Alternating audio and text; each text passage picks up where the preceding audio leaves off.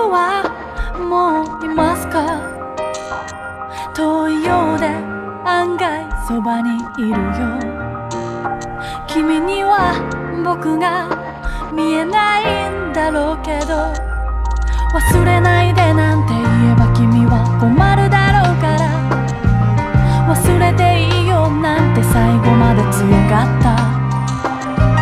気づいてほしいよって今さら伝えたら、やっぱり困った顔して笑うかな。今の日々を愛さないで、そこには僕はいないんだよ。何もないことが幸せだったって当たり前でしょ。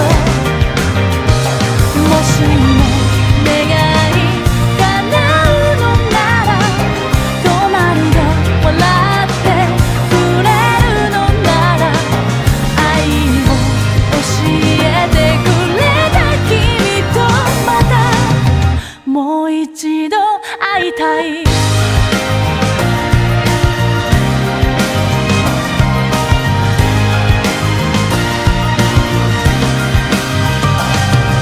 歩き方も話し方もあの頃のままで変わらないね。でもなんだかちょっと君の顔が大人びて見えて胸がキュッと痛むよ。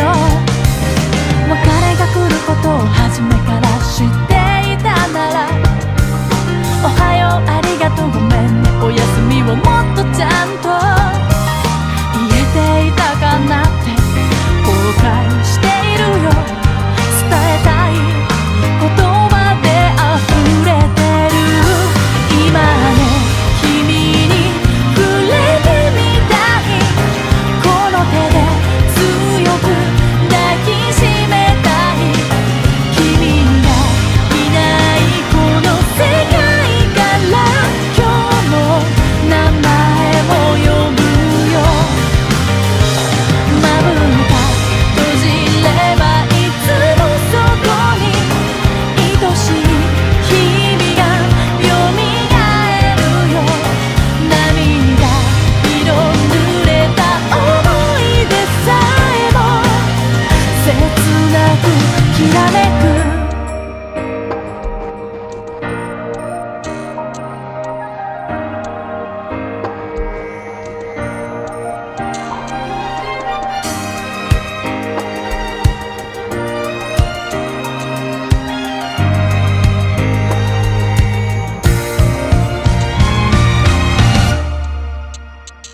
空の色や街の音が変わっても思いは消えずに残ってくんだね。